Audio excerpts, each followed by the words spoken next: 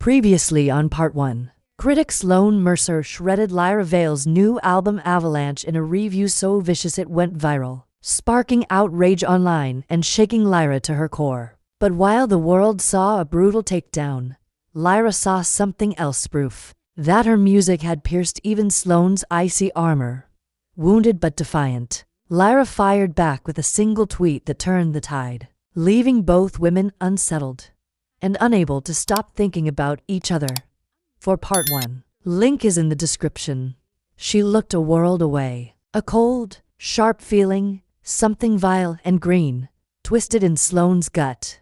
Jealousy. It was so primitive, so undignified that she slammed her laptop shut as if it had burned her. The silence in the apartment was now a screaming void.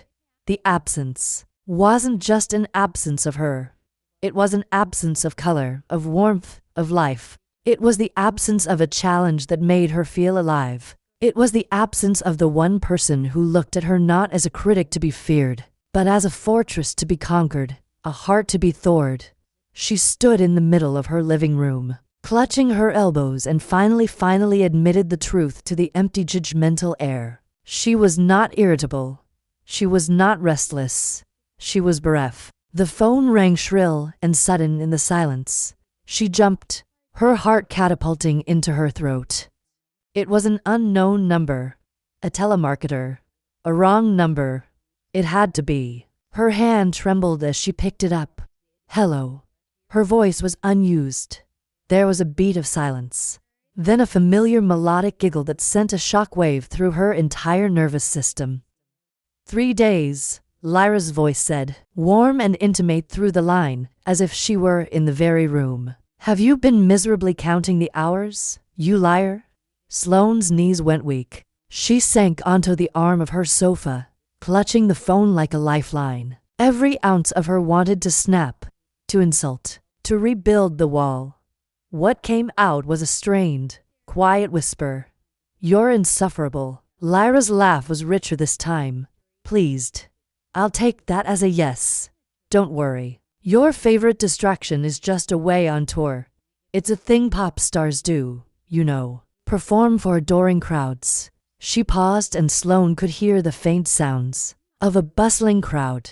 A distant announcement over PA system. An airport. I just called to tell you not to miss me too much. I won't, Sloane breathed. The lie so transparent it was humiliating.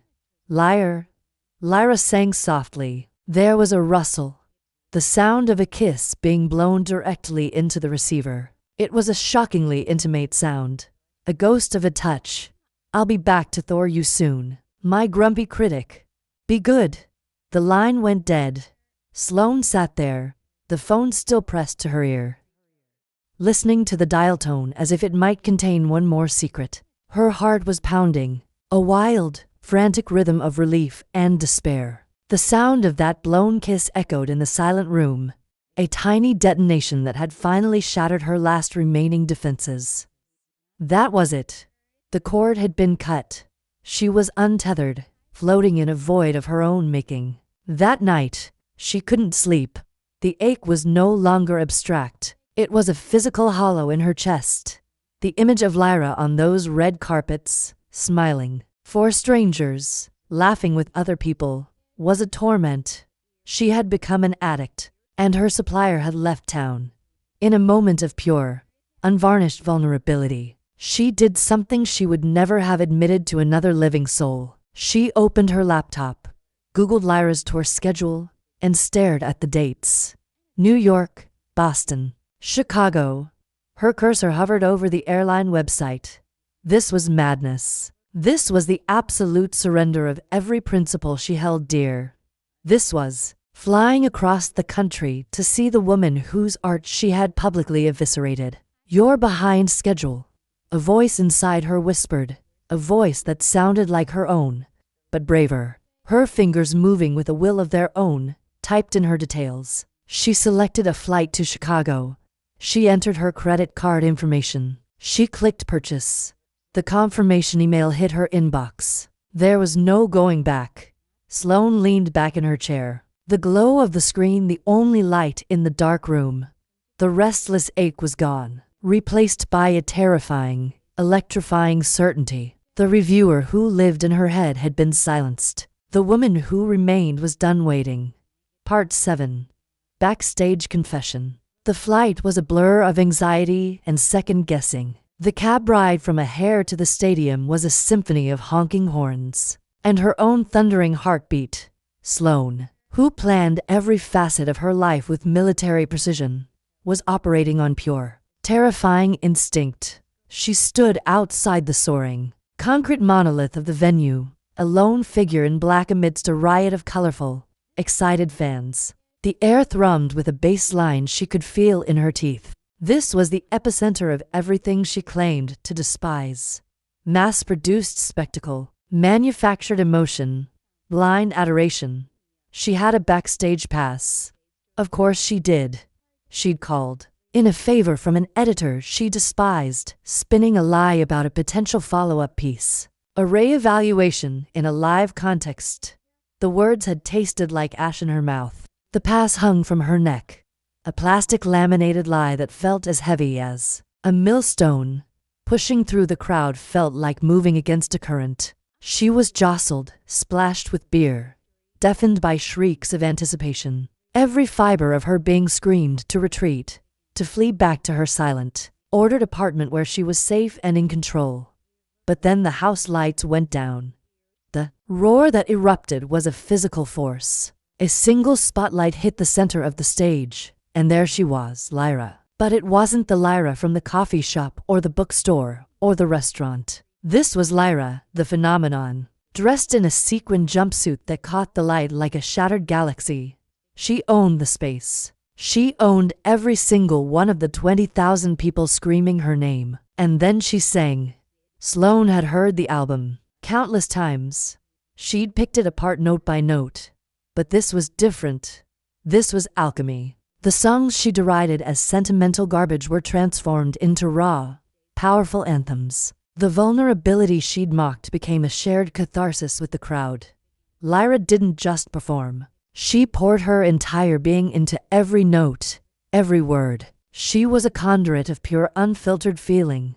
Sloane stood rooted to the spot, her critic's mind utterly silent. There was no analysis, no deconstruction. There was only sensation. The music wasn't something to be judged.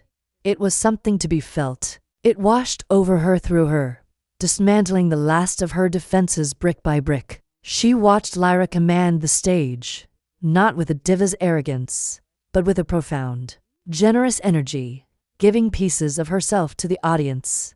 During the final song, the haunting Fathoms, the one that had first unnerved Sloane, the entire stadium fell into a hushed reverence. Lyra stood alone at the edge of the stage, a single tear tracing a path through her glittering makeup under the stark, beautiful light. She wasn't performing sadness. She was being it and offering it up. It was the most courageous thing Sloane had ever seen. The critic was gone. In her place was a woman who was utterly, devastatingly in love. The final note hung in the air, pristine and heartbreaking, before it was swallowed by a deafening wave of applause that seemed to shake the very foundations of the building. Sloane didn't clap. She couldn't move. As the crowd began to chant for an encore, Sloane turned and pushed her way toward the side of the stage, flashing her pass at a series of increasingly burly security guards. The noise back here was different. A jagged blend of roadies yelling, stage managers snapping into headsets, and the far-off, dampened roar of the audience. She moved down a corridor of matte black walls, her heels ticking against the concrete. She passed dressing rooms, each a riot of blooms and congratulatory notes. Then she spotted at a door marked with a single hand-drawn star. The crowd noise. Here was a soft thrum. Her hand trembled as she eased it open. The space was smaller than expected, lit by a ring of bright bulbs circling a mirror. And there, centered in the room, stood Lyra. She'd peeled the top of her sequin jumpsuit to her waist, left in a plain tank. Her skin shone with sweat, her makeup was smeared, and her breath came rough. A bottle of water lifted to her lips. She looked spent. She looked human. She looked more breathtaking than anything Sloane had ever known. Lyra's eyes caught hers in the mirror. She stilled, the bottle pausing halfway to her mouth. Shock, then unfiltered delight flickered across her face. She turned slowly, a weary smile unfurling. Well, she rasped from singing, yet somehow lacing the word with teasing warmth. Look what the cat dragged in. Here to pen a scorching take down of my set. Too much raw feeling for your delicate palate. Not enough cerebral subtext. The usual jabs only. Tonight they carried no bite. A familiar choreography, a script they both knew. But Sloane hadn't come to recite lines. She stepped farther in, letting the door swing shut behind her, muting the world outside. The air was thick with hairspray, sweat, and Lyra's perfume. No, Sloane said, low and rough, a voice she barely recognized. Another step closed the gap between them. Heat pulsed off Lyra's body. Lyra's smile faltered, confusion slipping in at Sloane's intensity at the missing retort. No. Then why are you here? Critic, slumming it. Sloane was near enough to see beads of sweat on Lyra's collarbone, to watch the quick beat at her throat. She lifted a hand, fingers that never shook over a pen now trembling as she gently cupped Lyra's jaw and tipped her face up. Lyra's breath hitched, her eyes wide. The teasing burned away by a dawning, breathless shock. You're late. Sloane whispered, draw, a confession as the last of her walls turned to dust. You were supposed to thaw my heart. She watched understanding kindle in Lyra's gaze, watched shock melt into something fierce and hungry. Sloane's other hand rose to frame Lyra's face. So I came to hurry it along. Then she closed that final, infinite fraction of distance, and kissed her. It wasn't tender. It was impact. It was weeks of pent-up frustration. Sharp words and sharper longing. Denial and desire set off at once. A critic's conclusive review delivered without language, only with everything she was. For a heart-stopping beat, Lyra went rigid. Then a muffled gasp spilled against Sloane's mouth, and she softened.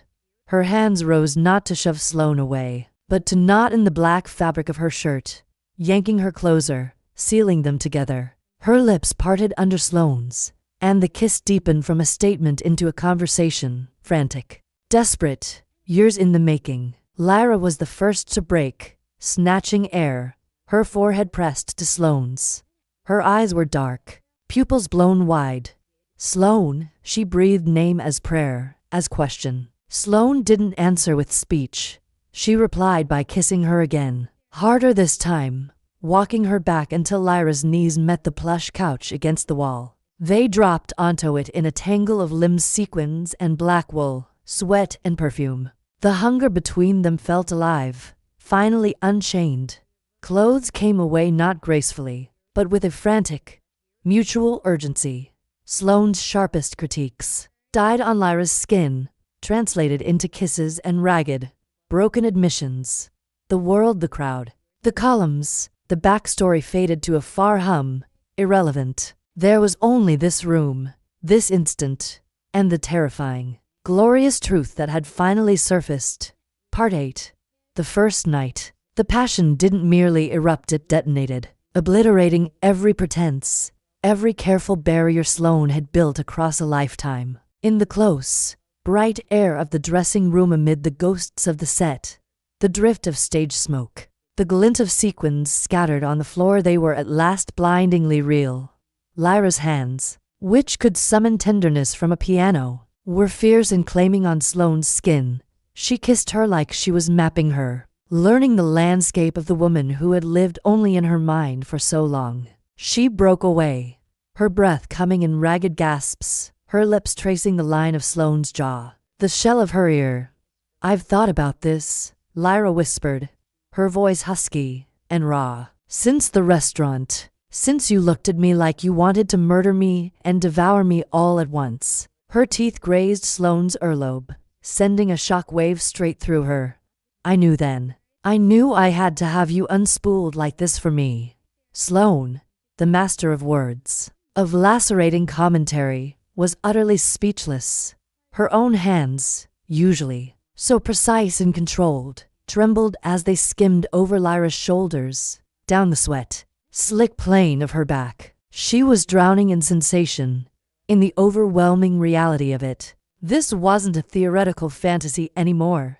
This was the heat of Lyra's mouth, the weight of her body, the soft, desperate sounds she made against Sloane's skin. She was used to being in control of the narrative, of the conversation, of herself. Now she was surrendering to a force of nature. And the most terrifying, exhilarating part was that she wanted to surrender. She wanted to be unspooled. They stumbled through a door into a connected private lounge, a more spacious area with a deep, comfortable couch. They never broke contact, as if afraid the spell would break if they parted for even a second. Clothes were a frustrating impediment, shed with a clumsy, frantic urgency. Sloane's tailored black trousers were kicked into a corner beside Lyra's glittering jumpsuit, a perfect metaphor for their worlds colliding. When there was nothing left between them, Lyra paused, her eyes drinking in the sight of Sloane. Laid bare, her gaze was not judgmental, but Ed, God, you're even more beautiful than I imagined, she breathed. And the sincerity in her voice undid Sloane completely. Then her mouth was everywhere. On Sloane's lips, her throat, the frantic pulse at her wrist, the sensitive skin of her stomach. She worshiped her with a reverence that felt like a counterpoint to all the harsh words that had passed between them. Each kiss was an apology and a claim, a silent reputation of every cruel line Sloane had ever written. Sloane arched off the couch, a broken cry escaping her lips as Lyra's mouth found her breast, her tongue circling a peaked nipple before drawing it in. It was too much. It was not enough. Her fingers tangled in Lyra's blonde hair, not to guide her, but to anchor herself to the reality of this moment, to keep from flying completely apart. Lyra. It was the first word she'd managed, a ragged plea. I know, Lyra murmured against her skin, her hand sliding down the tense plane of Sloane's abdomen. Lower. I know. Darling, I've got you. When Lyra finally touched her, it was with an artist's certainty. She knew just where to press, just how to move, as if she'd studied the music of Sloane's body and could now play it by heart. Sloane, who had always prided herself on her self-possession, completely came undone. Pleasure, sharp and bright and utterly consuming, ripped through her. She cried out, a raw, unfiltered sound she didn't recognize as her own, her body bowing off the couch as waves of sensation crashed over her. She was trembling, boneless. When she finally floated back to herself, Lyra was hovering over her, her expression a mix of awe and fierce pride. She gently brushed a strand of dark hair from Sloane's damp forehead. There she is, Lyra whispered, her voice thick with emotion. There's the woman behind the words. They made love again. Slower this time. Sloane, emboldened, explored Lyra's body with a newfound hunger, learning the curves and scars, the places that made Lyra gasp, and the spots that made her sigh. She used her mouth, her tongue, her hands to pay back every ounce of pleasure she'd been given, to communicate what she still couldn't say with words. The room filled with the sounds of their shared breath, their soft moans, the rustle of fabric against skin. Later, wrapped in plush robes provided by a discreetly smirking assistant, Lyra pulled Sloane into a waiting town car, and then into the penthouse suite of her hotel. The opulence was staggering, floor-to-ceiling windows overlooking the glittering Chicago skyline, a bottle of champagne chilling in a silver bucket. Lyra ordered a ridiculous amount of room service, cheeseburgers, fries, a decadent chocolate cake. They sat on the floor amid cushions in the sprawling living room, ringed by takeout cartons, feeding one another fries and laughing between kisses. That tasted like salt and chocolate. Sloane told her about her first gig at a tiny music site. Lyra admitted she felt stage fright before every show. They were no longer the critic and the pop star. They were simply Sloane and Lyra, to women, learning the complicated, luminous people behind the public masks. The banter remained, but gentler now, threaded with affection. A faint breeze nudged the curtains, city neon painting bands of color across their knees. The coffee table, the cartons. Sloane relaxed, shoulders unwinding, as laughter kept circling back like a trusted refrain. "You have a French fry on your face," Sloane said, reaching to brush it off. "It's part of my aesthetic." Lyra shot back, catching her wrist and kissing her fingertips. "Unlike your relentless feral chic. It's called elegance." Sloane sniffed, but she was smiling. An unguarded, genuine smile that felt strange and wonderful on her. They made love again on the wide bed while the city lights glittered below, this time with a deep, aching tenderness that felt even more profound than the frantic dressing room fire. After, satisfied and tangled in sheets, Lyra fell asleep with her head on Sloane's chest. Warm breath against her skin. Sloane lay awake, a long while, listening to Lyra's breathing, feeling her solid weight. The walls she had built, cynicism, intellectual superiority, emotional distance, lay in ruin. She felt raw, exposed, and more alive than she could remember. She had spent her career dissecting art from a safe remove. Tonight she finally stepped inside the painting and discovered it was made of warmth and flavor and sound and the frightening, beautiful vulnerability of another human being. The critic was silent. For the first time, Sloane was simply a woman, wonderfully completely undone. Part 9. Lovers in Disguise. Their world became a beautifully kept secret, a shared universe built in the spaces between their public lives. It was a delicate, thrilling dance of concealment and revelation, a game they played with the high stakes of their careers and reputations, and they were both all in. The mechanics of their clandestine relationship were a project Sloane approached with her signature meticulousness, and Lyra with her flair for the dramatic. They communicated through encrypted messaging apps, their texts a mix of logistical planning and blisteringly hot texts that could leave Sloane flushed and distracted in the middle of an editorial meeting. They used code names. Lyra was Phoenix, for the musician who ventured into the underworld. Sloane was, to her eternal chagrin, Eurydice, the one being let out, but also Lyra teased, the grumpy one who might look back. Their rendezvous were masterclasses in stealth. Sloane, who had once prized her minimalist apartment for its impenetrable silence, now saw it as their safest haven. She'd stocked the fridge with the absurdly expensive sparkling water Lyra liked, and clear a space on her ruthlessly organized bookshelf for the stack of lurid romance novels Lyra left behind, their colorful spines a glaring, delightful rebellion against the monochrome order. Lyra's world offered different hideouts, soundproofed recording studios after hours where they'd make love on plush couches surrounded by millions of dollars of equipment, or private booth in the back of an exclusive jazz club, where they could hold hands under the table hidden by shadows and the wail of a saxophone. The chemistry was as ever a living, breathing thing between them. It was physical, yes, a constant simmering heat that often boiled over with a single glance, a single touch. They learned each other's bodies with the focus of devoted scholars. Sloane learned that a certain spot on Lyra's neck just below her ear could make her gasp and forget her own name. Lyra discovered that Sloane, for all her controlled exterior, was devastatingly vocal when she came, a raw, unfiltered sound that Lyra lived to elicit. But it was more than that. It was emotional. It was intellectual. Their banter, once a weaponized sport, became their love language. Lyra would burst into Sloane's apartment after a long day of press junkets, slump onto the sofa, and groan. "I had to talk to 15 people who asked the same 5 inane questions. My face hurts from fake smiling." Sloane would look up from her laptop, a faint smile touching her lips. "The perils of being a beloved global treasure. Perhaps you should have chosen a career with more integrity like mine and be miserable and alone, except for your towering ego and your sad little plants."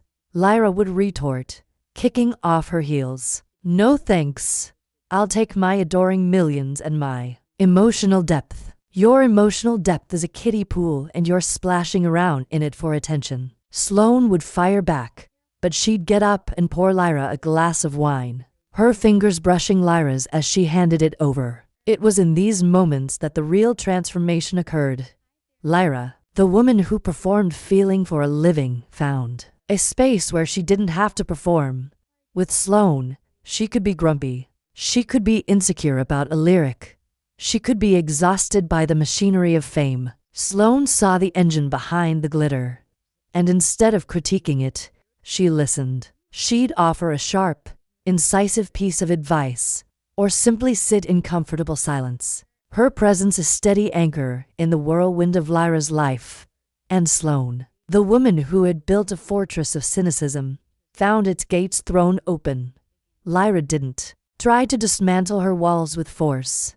She simply invited herself in and started redecorating. She'd drag Sloane to a terrible action movie and spend the whole time whispering hilarious, scathing critiques in her ear, making Sloane laugh harder than she had in years. She'd force her to try a bite of an outrageously sweet dessert, watching with triumph as Sloane's stern expression softened into reluctant pleasure. Lyra wrote songs inspired by her. A demo track appeared on Sloane's phone titled Razor Tongue Velvet Touch. The lyrics were about a woman whose words could cut glass, but whose hands could mend a broken heart. Sloane listened to it on a loop, alone in her apartment. Tears she would never admit to streaming down her face. No one had ever seen her so clearly, so unsparingly, and yet so lovingly. Sloane, in turn, discovered a profound joy in making Lyra laugh. It became her new secret addiction. She'd craft a perfectly worded, dryly humorous observation just to see Lyra throw her head back and laugh that unguarded, snorting laugh. It felt like a greater accomplishment than any Pulitzer Prize she'd ever been nominated for. They were a study in opposites, yet they fit together with a shocking perfection. Lyra called Sloane her grumpy goddess, her beautiful critic, her voice laced with a tenderness that could still undo Sloane completely. Sloane teased Lyra for being a drama queen with a microphone, but she'd say it while brushing a stray strand of hair from Lyra's forehead, her touch lingering. Their relationship was a secret, but it was the most honest thing either of them had ever known. In the hidden world they built, Sloane wasn't a cold-hearted critic. She was a woman learning how to feel. And Lyra wasn't a global superstar. She was a woman learning how to be seen. They were each other's refuge and their adventure, their toughest critic and their most devoted fan. It was physical, emotional, and utterly hopelessly addictive. For the first time, Sloane felt truly, vibrantly alive. And for the first time, Lyra felt truly, completely seen. Part 10. Soulmates. From the wings of the stage, the world was a dichotomy of shadow and blinding light. Sloane stood in the darkness, a silhouette against the roaring, seething energy of 20,000 people. This was her perspective now, not in the crowd, not in the critics' booth, but here in the sacred hidden space where the illusion met the sweat-soaked reality. She watched Lyra command the universe she had built. It was the final night of the tour, and the performance was electric, a victory lap charged with a roar, triumphant joy that Sloane felt vibrating through the floorboards. She saw the subtle differences the crowd would never notice, the slight harshness in Lyra's voice that she pushed through with sheer will, the way her eyes, in moments between songs, would dart toward the wings, seeking and finding Sloane's shadowy form. A secret smile just for her would touch Lyra's lips before she turned back to her adoring public. And Sloane felt it. Not just the infatuation, not just the addictive heat of their physical connection, but a deep, swelling, terrifying pride. This woman who could hold a multitude in the palm of her hand, who could spin heartache into gold and joy into a shared anthem, chose her. The critic who had once dissected this very performance with cold clinical scorn now understood its artistry. On a cellular level, she saw the work, the sacrifice, the courage it took to be that vulnerable night after night. She wasn't just in love with Lyra, she was in awe of her. The final notes of the encore, a stripped-down, devastatingly beautiful version of Fathoms, faded into a silence that felt holy for a single second before the arena erupted. The sound was a physical force, a wave of pure, undiluted love that hit the stage. Confetti cannons exploded, raining down glittering shards of color. Lyra stood center stage, chest heaving, drenched in sweat and adoration. Her arms spread wide as if to embrace it all. She was radiant. She was a supernova. Sloane felt a smile break across her own face, unreserved and full of wonder. This was her person. And then Lyra turned, not to exit, not to wave a final goodbye. She turned directly toward the wings, her eyes laser-focused on Sloane. The house lights were coming up, illuminating the crowd. But that single spotlight stayed on Lyra as she strode with purpose off the main stage and into the darkness where Sloane stood. Panic, cold and sharp, lanced through Sloane's pride. No, no. What are you doing? This was not the plan. The plan was a clandestine meeting in the dressing room. A private celebration. This was the one line they had never crossed. Lyra's hand was suddenly in hers, warm and strong, and slick with sweat. Her eyes were blazing with a mixture of adrenaline, love, and sheer, unadulterated nerve. Trust me, Lyra mouthed over the deafening roar, the words soundless but unmistakable. Before Sloane could wrench her hand back, before she could flee into the safety of the shadows, Lyra was pulling her, stumbling into the blinding heat of the spotlight. The roar of the crowd dipped for a moment into a wave of confused, curious noise. 20,000 phones were raised, their screens like a galaxy of startled stars. Sloane was blinded, exposed. She could feel the eyes, the confusion. Sloane, the critic. What is she doing here? The persona she had cultivated for a decade, remote, untouchable, severe, was being vaporized in the white-hot glare.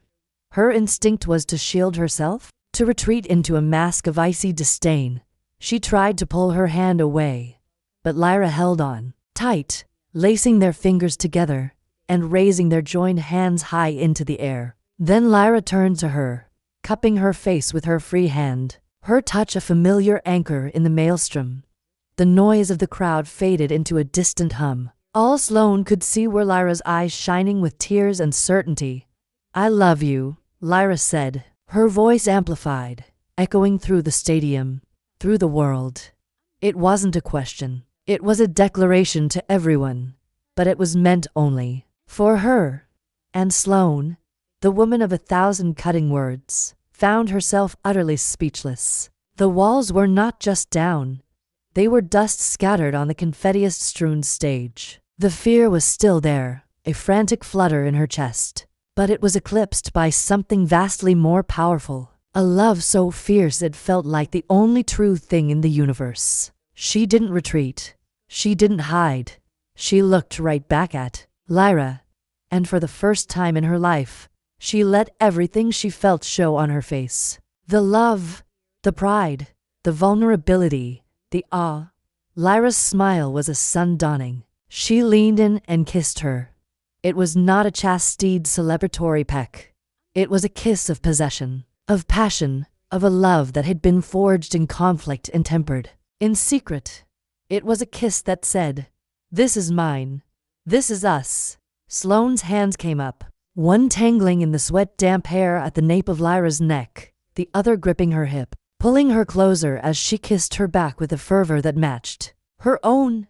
The crowd's confused murmur exploded into a deafening, seismic roar of shock, support, and pure, unadulterated spectacle. They broke apart, breathless, foreheads resting together, the world spinning around them in a blur of light and sound. They were the center of the universe. And for once, Sloane didn't want to be anywhere else. Later, in the quiet sanctuary of Lyra's tour bus, miles away from the screaming headlines and exploding social media feeds, they lay tangled together in the bunk. The only light came from the moon through the slattered window, painting stripes across their skin. Lyra traced the line of Sloane's jaw, her touch feather-light. So she whispered, her voice roar from singing and from emotion, "I guess the secret's out." Sloane caught her hand, pressing a kiss to her palm. "You're a menace. she murmured. But her voice was soft, full of wonder. You loved it, Lyra teased, snuggling closer. Admit it. You, Sloane, Queen of the Shadows, loved being in the spotlight with me. Sloane was quiet for a long moment. She thought of the terror, the exposure, and then the astonishing liberating freedom that followed. I loved being with you, she corrected softly. The spotlight was a necessary consequence. Lyra laughed, that beautiful unguarded snort that Sloane cherished. She leaned up on an elbow, her face serious now in the moonlight. I meant what I said.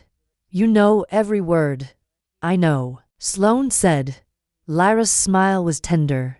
She brushed a thumb over Sloane's cheek. Told you I'd thaw your heart. Sloane looked up at her, at the woman who had seen the fortress, and instead of besieging it, had simply built a home within its walls. The woman who had taken her coldest critique and answered it with a kiss. The critic in her had been silenced forever. Only the woman remained. She reached up, her own hand gentle as she traced Lyra's features, the arch of her brow, the bridge of her nose, the curve of her smile. You didn't thaw it, Lyra, she whispered, her voice thick with an emotion so vast it had no name. You melted it, and now you own it. Every last piece. It was the final surrender, the last and greatest truth. Lyra's eyes glistened. She leaned down and kissed her. A kiss that was a seal, a promise, a homecoming. Their love was not a quiet thing. It was fierce and physical, intellectual and emotional. It was a permanent fusion of two opposing forces that had collided and found they were, and always had been, the missing halves of a single brilliant whole. They had found a fire in the most unlikely place amidst the ashes of a bad review, and they would spend the rest of their lives tending its brilliant, unending flame. Epilogue. A permanent thaw. 5 years later, the world had acclimated to the sight of them. The initial media cyclone, the shocking photos, the feverish speculation, the endless dissections of their unlikely pairing had long since settled into a familiar, accepted landscape. They were no longer the critic and the pop star. They were Sloane and Lyra, a unit, a fact. Their home, a sun-drenched loft that overlooked the city, was a physical manifestation of their merger. Sloane's minimalist aesthetic remained in the clean lines and the floor-to-ceiling bookshelves, but it was now punctuated by Lyra's vibrant chaos. A grand piano piled with sheet music, a sprawling, comfortable sectional in a color Sloane would have once derided as clown car orange, and art that was bold, emotional, and anything but beige. The world saw the public moments. Sloane, softer, now, but still sharp-tongued, sitting in the front row of every one of Lyra's shows, a small private smile playing on her lips as she watched her wife command the stage. They saw Lyra beaming with pride holding Sloane's hand at the ceremony, where Sloane received a prestigious Lifetime Achievement Award in criticism. Her speech a surprisingly gracious testament to the courage of vulnerability in art. But the truest, most profound story of their love was written in the addictive private language of their daily life. It was a story of a need so deeply woven into their fabric that it was as essential as breath. Their need to touch was a constant, silent conversation. It began the moment they woke. Mornings were a slow, sacred ritual. Sloane, once an immediate riser, now lingered. She would wake first as always, to the feeling of Lyra's body mold against her back, an arm slung possessively over her waist, a leg thrown between hers. Lyra slept like she lived alone with total abandon, clinging to Sloane as if she were the only solid thing in a spinning world.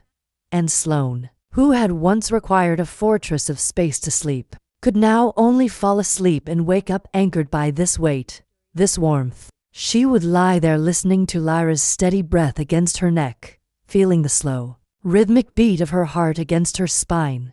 She would shift just slightly, and Lyra would unconsciously murmur in her sleep, tightening her grip, nuzzling closer. The scent of Lyra's skin, jasmine, vanilla, and something uniquely, essentially her, was imprinted on Sloane's senses. the only perfume that had ever been allowed to permeate her world and claim it. If one of them had to rise early, the separation was a physical ache. Sloane would carefully, so carefully, try to extract herself from Lyra's embrace. Without fail. Even in the deepest sleep, Lyra's arms would tighten, a petulant sound escaping her lips. No. She'd mumble, a sleep-slurred command. Mine. More often than not, Sloane would succumb, sinking back into the warmth with a soft sigh, deciding the email could wait. The world could wait. This could not. This addiction to taste was a relentless hunger. It wasn't just about kisses, though. Those were a frequent and incendiary currency. It was about the specific addicting flavor of each other. For Sloane, it was the taste of Lyra's skin first thing in the morning, a taste of sleep and salt and home. It was the taste of her lips after she'd had a coffee, sweetened with one sugar, a contrast to her own bitter espresso. It was the taste of champagne on her tongue when they celebrated and the taste of shared buttery popcorn during movie nights on their ridiculous orange couch. For Lyra, it was the taste of Sloane's sharp, witty mouth, which still sometimes delivered a devastating critique of a film they were watching before yielding to her, soft and pliant. It was the taste of the expensive dark chocolate Sloane preferred, stolen from her lips. It was the taste of her sweat after they'd made love, a tangy, vital proof of their joining. They craved it constantly. A passing kiss in the kitchen while one cooked and the other sampled wasn't just affection. It was a necessary recharge. Lyra would often walk up behind Sloane as she worked at her desk, bend down, and simply press her lips to the exposed skin of her shoulder, holding them there until she felt Sloane's tension melt away. Sloane would pull Lyra into her lap after a long day, not saying a word, simply kissing her, slow and deep, as if drinking her in was the only way to reset her own equilibrium. Their love-making was still a conflagration. It could be fast and desperate against the front door after a week apart, clothes torn and discarded in a trail to the bedroom. Or it could be a slow, hours-long exploration on a lazy Sunday, where they rediscovered every freckle, every sigh, every secret. Sloane the wordsmith was often rendered speechless, capable only of chanting Lyra's name like a prayer. And Lyra, the superstar, found her most honest lyrics not on a stage, but whispered against Sloane's skin in the dark. Afterwards, they would lie tangled, unable to disentangle, even if they wanted to. Their bodies refused to be separate. Limbs remained woven together, Lyra's head on Sloane's chest, listening to the frantic beat of her heart, gradually slowed to a steady, comforting rhythm. They would sleep like that, naked, clutching each other tight, as if the universe might try to pry them apart while they were vulnerable. One evening, they were on that orange couch, a fire crackling in the hearth. Lyra was curled into Sloane's side, her fingers idly tracing patterns on the inside of Sloane's wrist. Sloane had one arm around her, holding her close, her other hand holding a book. Though she hadn't turned a page in 20 minutes, she was too absorbed in the simple feeling of Lyra's weight against her, the scent of her hair, the profound peace of it. "You're quiet," Lyra murmured, tilting her head up to look at her. Sloane looked down, her gaze soft, just happy. Lyra's smile was a radiant thing. She shifted, rolling over to straddle Sloane's lap, her hands coming up to frame her face. She looked at her with an intensity that still, after all this time, could make Sloane's breath catch. "My grumpy goddess," Lyra whispered, her thumb stroking Sloane's cheeks, all thought out. Sloane leaned into the touch, her eyes closing for a moment. She had spent a lifetime building walls, sharpening her words into weapons, believing that coldness was strength and distance was safety. This woman had dismantled it all, not with force, but with a relentless, warm, and sunny persistence. She had taught Sloane that true strength was in vulnerability, that safety was in the arms of the person who knows every one of your sharp edges, and loves you because of them, not in spite of them. She opened her eyes, her own hands coming up to cover Lace's. "You didn't just thaw me, Lyra," she said, her voice low and thick with emotion. You gave me a new climate. You gave me sun. Tears welled in Lyra's beautiful eyes. She leaned forward and kissed her, a kiss that tasted of love and forever, and home. Later in their bed, wrapped around each other in the dark, limbs intertwined, skin to skin, Sloane knew with absolute certainty that this was a permanent state. This clinging, this craving, this desperate, beautiful need was not a phase of infatuation. It was the foundation of her life. It was the evidence of a heart not just thawed, but remade, beating now in perfect, passionate rhythm with the one it belonged to. They slept, holding each other tight,